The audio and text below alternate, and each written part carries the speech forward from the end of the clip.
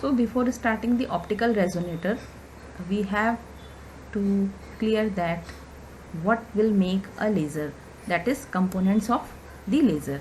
So what are the components of laser? So first is the active medium and another one is the pump. So laser के components कौन कौन से हैं, जैसे कि मैंने आपको कल के लेक्चर में भी थोड़ा बहुत बताया था कि लेज़र के कंपोनेंट्स होते हैं, एक एक्टिव मीडियम होता है, दूसरा होता है पंप। ओके, सो इस फिगर में आप देख सकते हो कि ये जो pink one, this pink one is the active medium, और यहाँ पर एक्टिव मीडियम लिया है NdR क्रिस्टल। ओके, सो जो एक्टिव मीडियम है वो होता क्या है? The active medium is that can give rise to population inversion, that is the active medium is able to give rise the population inversion, that is population inversion can be created into the active medium. So active medium वो medium है जिसके लिए कि जिसमें population inversion को create किया जा सकता है. Second is that material that have electronic states, यानी कि जो भी हम यहाँ मटेरियल ले रहे हैं एक्टिव मीडियम के लिए उसमें क्या होने चाहिए, इलेक्ट्रॉनिक, उसके इलेक्ट्रॉनिक स्टेट्स होंगे that can give rise to the population inversion.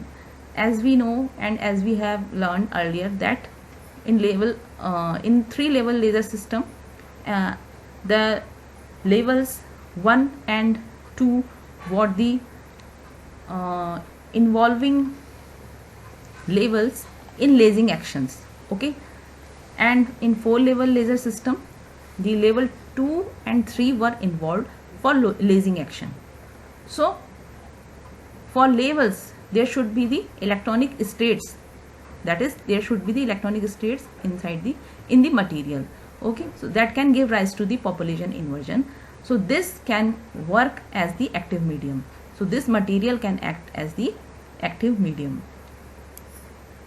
It can be a crystal of particular material. ये जो active medium हो सकता है वो क्या हो सकता है, जैसे कि पर्टिकुलर मटेरियल है, जैसे हमने 3-level लेज़र सिस्टम की बात जब 3-level लेज़र सिस्टम के लिए हमने पढ़ा था तो वहाँ पर हमने पढ़ा था, उसका एग्जांपल पढ़ा था हमने रूबी लेज़र. तो रूबी जो मटेरियल है उसका क्रिस्टल, उस क्रिस्टल को हम ले सकते हैं active medium in case of अगर हम active medium 3-level laser system का ले रहे हैं. अगर हम 4-level लेज़र सिस्टम का मटीरियल ले रहे हैं तो उसका क्रिस्टल जो है वो यहाँ पर हम यूज़ कर सकते हैं. जैसे कि यहाँ पे 4-level लेज़र सिस्टम का मटेरियल यूज किया है that is the NdR crystal. Okay, similarly वो जो एक्टिव मीडियम है it can also be a gas in case of gaseous laser system. So अगर कोई गैसियस लेजर सिस्टम है तो इसके जो एक्टिव मीडियम है वो गैस भी हो सकता है. Okay, pump, second component of the laser is pump. So it can be any light source that is like flash lamp and electric discharge system. तो यहाँ पर ये जो है, ये जो पंपिंग सोर्स है, इससे जो इंसिडेंट, जो फोटॉन्स इंसिडेंट होंगे वो इस तरीके से सिलिंड्रिकली इसमें जो है वो इस डायरेक्शन में भी, इस डायरेक्शन सिलिंड्रिकली, यानी कि हर एक डायरेक्शन में वो इस एक्टिव मीडियम पे क्या होंगे, इंसिडेंट होंगे, और हम पंप जो कर सकते हैं फोटॉन्स को वो सारी डायरेक्शंस में हम पंप कर सकते हैं. ओके, सो हमने कंपोनेंट्स ऑफ लेज़र को देख लिया, कंपोनेंट्स ऑफ लेज़र क्या होते हैं, लेकिन हमें ऑप्टिकल रेजोनेटर या ये जो रेजोनेटर कैविटी भी कहते हैं इसको, ओके, ऑप्टिकल रेजोनेटर और रेजोनेटर कैविटी, इसकी नीड क्यों पड़ी? So first thing is that to get the laser action, अगर हमें कोई लेज़र एक्शन करवाना है लेज़र का, यानी कि लेज़र जो वेव है वो क्रिएट करवानी है, तो उसके लिए हमें सबसे पहले क्या चाहिए? First step is that population inversion and second step is that stimulated emission. Okay, so first we will have to create the population inversion and then the stimulated emission. So to create the stimulated emission we have to photon of energy delta E23. As we can see in this 4-level laser diagram, the atoms are pumped from this level to this level, this one first level to fourth level. Okay, so this energy gap is delta E14 and the lasing action is taking place between the levels 2 and level 3. So this energy gap is what? Delta E23. Okay, so to create the stimulated emission we have to give photon of energy. So हमें ऐसा photon incident करवाना है जिसकी की energy gap कितनी होनी चाहिए? Delta E23. Okay, and atoms are decaying from level 3 to level 2 by spontaneous emission. So this will give us a photon of energy gap delta E23. Okay, so because atoms are decaying from level 3 to level 2 by spontaneous emission. यहाँ से यहाँ atom जो है इस level से इस level पे आ रहा है स्पॉन्टेनियस एमिशन के थ्रू. सो हमें यहाँ जो फोटोन जो होगा, जो फोटोन मिलेगा हमें इस स्पॉन्टेनियस एमिशन से, उसका जो एनर्जी गैप होगा that will be delta E23. Okay, so if this photon interacts with the active medium, which photon? The photon emitted by the spontaneous emission.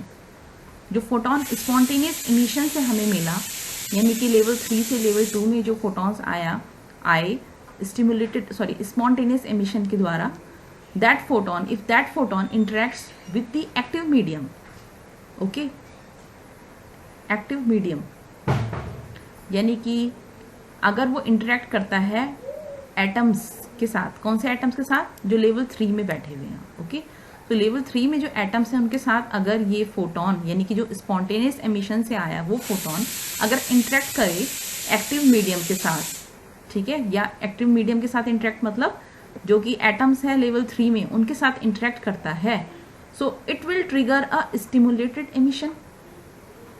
जैसा हमने पढ़ा है कि ये क्या करेगा? स्टिमुलेटेड एमिशन को ट्रिगर करेगा. Okay, so we get the stimulated emission. So we will get 2 photons due to this one spontaneous emitted photon. So due to this one spontaneous emitted photon we will get the 2 photons. Okay, so here we are creating the stimulated emission but not laser. Okay, because in laser the second thing is, the important thing is what? The amplification. Okay, light amplification by stimulated emission of radiation. So stimulated emission तो हमने देख लिया. Okay, we are getting the stimulated emission but not the amplification. So to get this amplification, so in order to get this amplification we need to put this system within a resonator cavity. So हमें ये amplification के लिए, इस amplification को प्राप्त करने के लिए हमें क्या करना पड़ेगा? इस पूरे सिस्टम को, यानी कि जो हम एक्टिव मीडियम प्लस जो पंप है, okay, this laser system, we will have to put this whole system inside the resonator cavity or optical resonator. Okay, so this optical resonator is like this.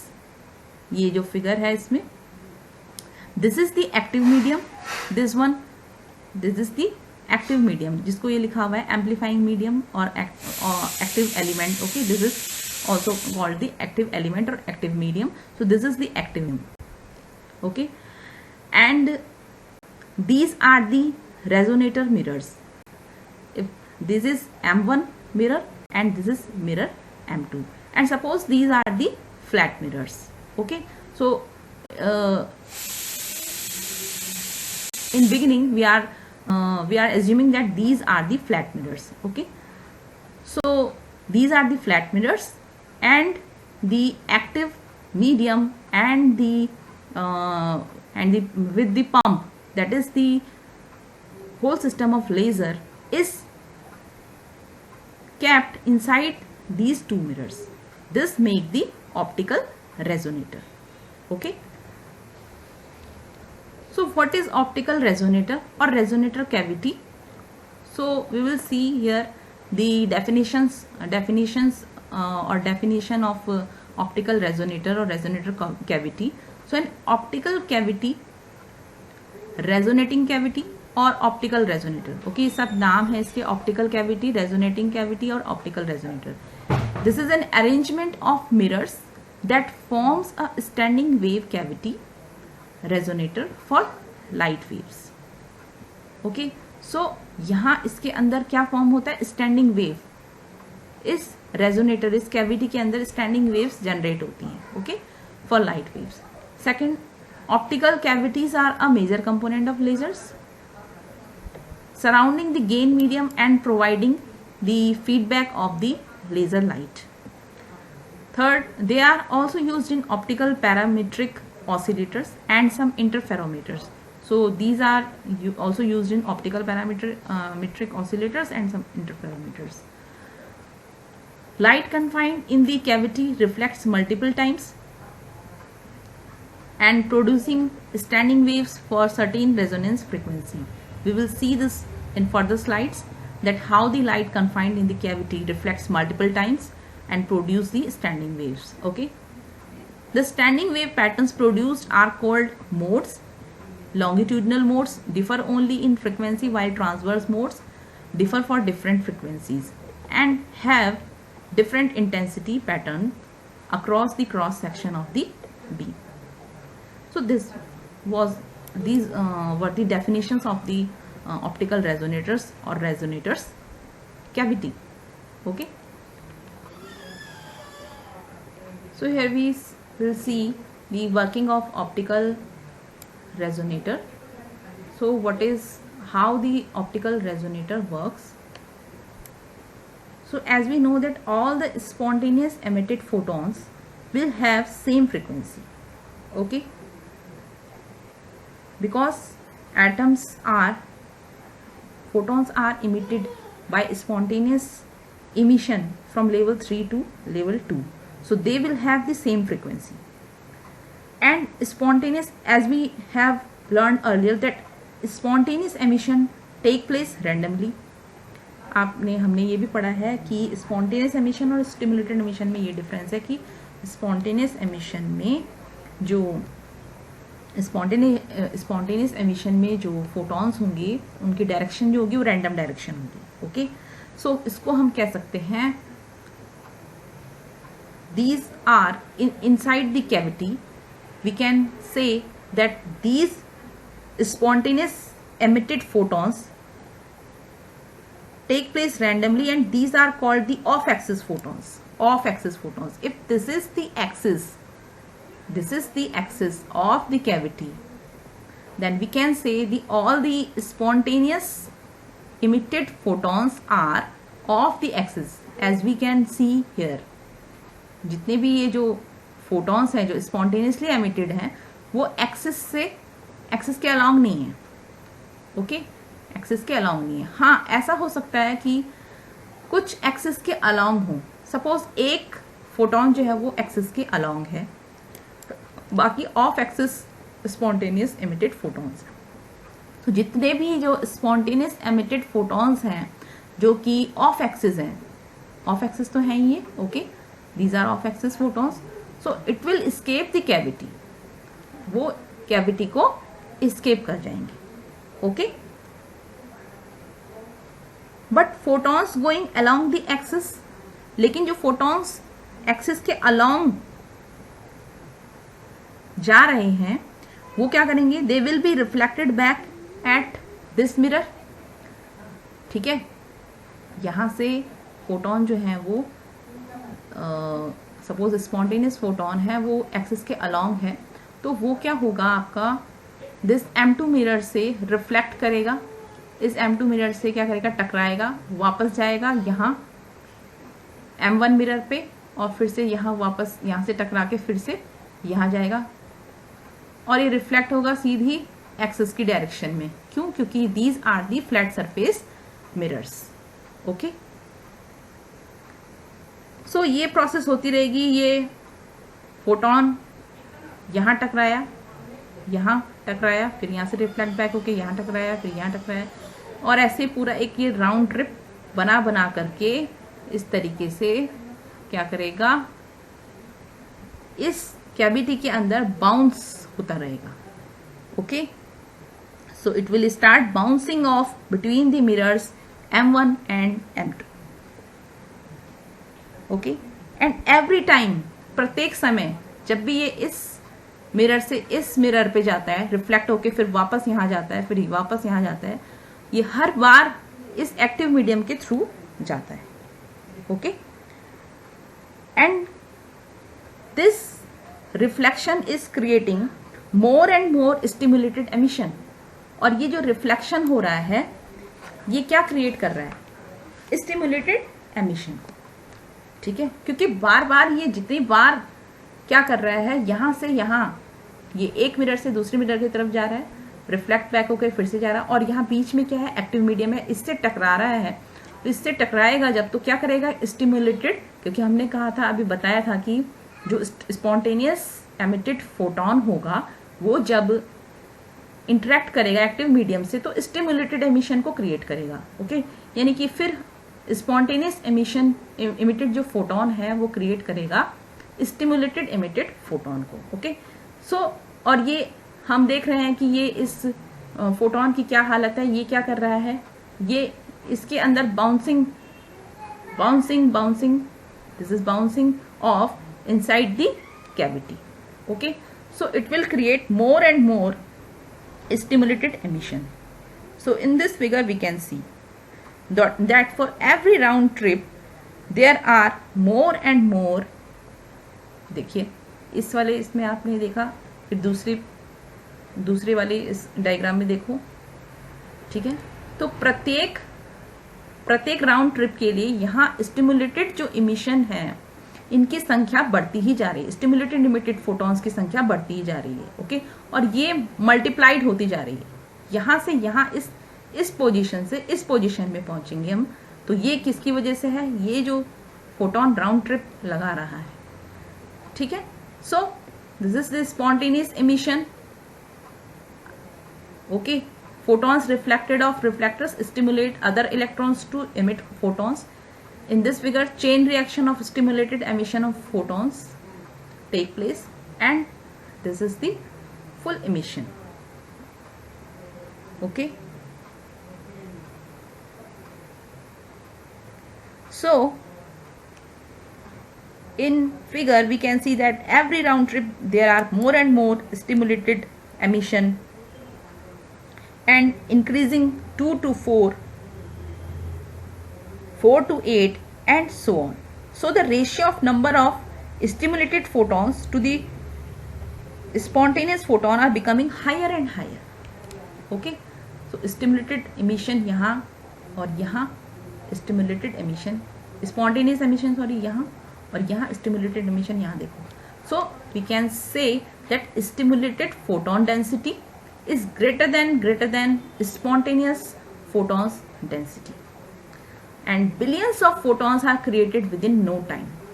Okay, so here billions of photons are created within no time, and this is called the amplification. So this is how we obtain the amplification in laser using optical resonator. Optical resonator का use करके कैसे हम जो है light को amplify कर सकते हैं. ठीक है, तो that's why we use the optical resonator cavity we can say. So here billions of photons are created within the no time. Okay, so this was the case if we were taking that R1 this mirror has the reflectivity 100%. That is जितना यहाँ photon टकराएंगे उतने ही वापस reflect back होंगे. Okay, ठीक, कोई loss नहीं होगा. Okay, तो we were assuming that this mirror has the reflectivity 100% and this mirror also has the reflectivity 100%. But what will happen if this mirror, this M2 mirror has the reflectivity of 98%? Okay, that is partially emissive.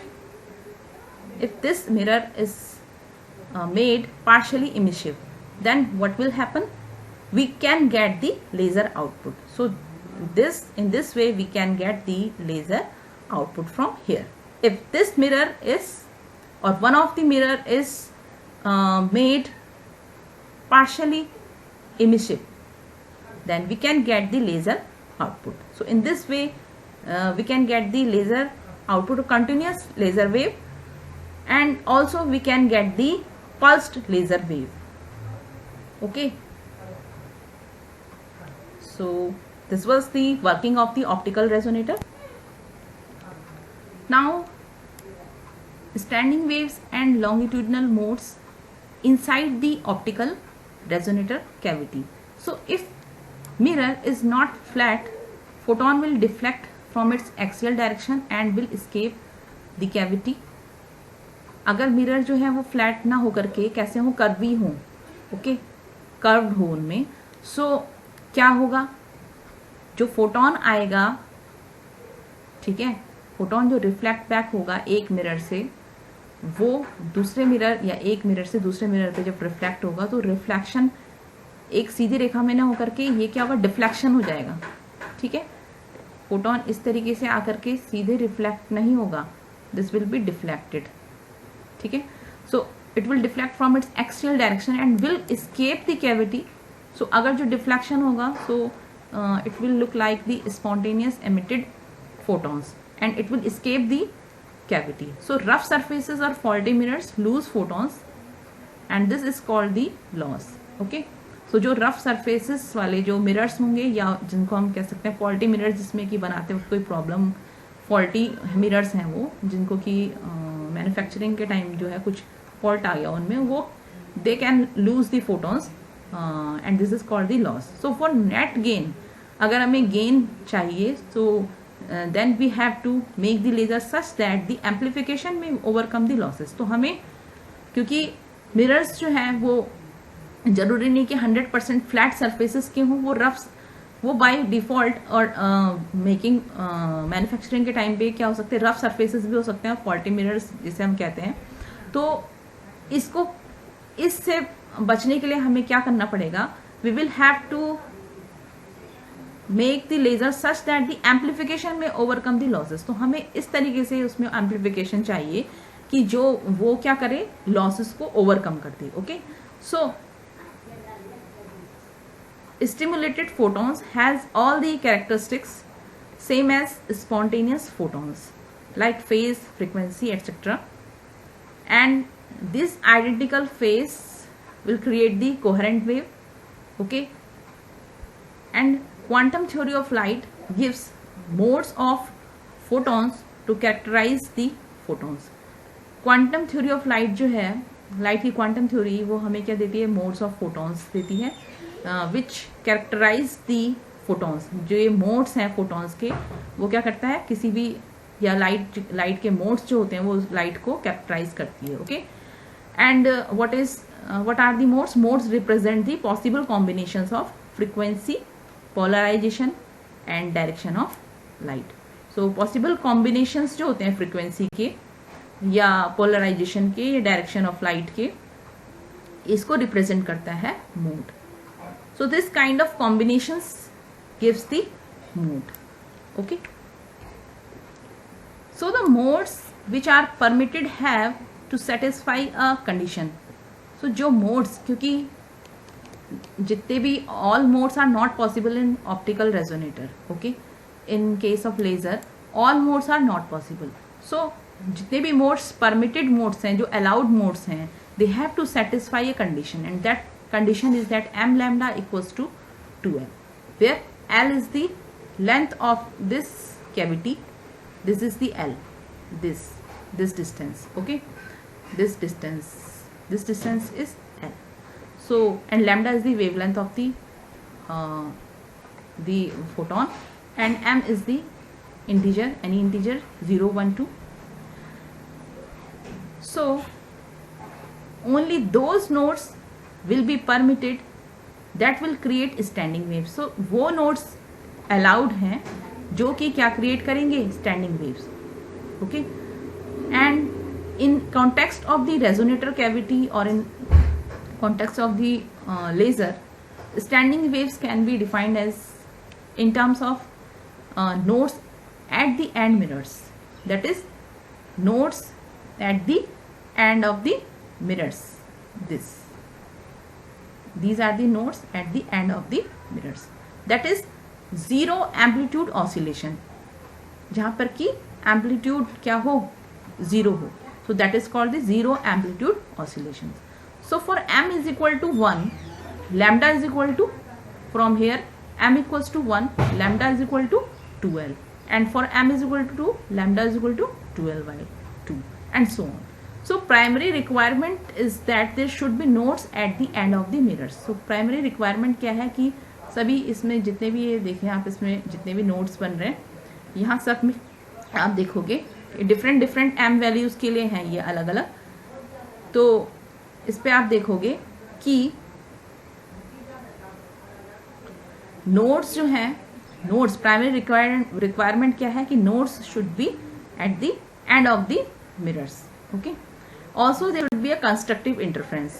We do not want the destructive interference. We want the constructive interference. So in this way we get the certain modes. Okay. So also there should be a constructive interference, and in this way we get the certain modes. So if we write any general nth mode, we will have n number of oscillations. So for nth mode we will have n number of oscillations, and these all nodes are along the axis of optical cavity. ये जो nodes होंगे जितने भी बनेंगे ये optical cavity की जो axis है उसके अलाउंग होंगे, उसी की डायरेक्शन में होंगे. Okay. So these are known as the longitudinal modes. So आज के लिए इतना ही, और कल हम इसके बारे में और डिस्कस करेंगे longitudinal modes and transverse modes के बारे में. सो तब तक आप इसको पढ़िए. ओके. Thank you.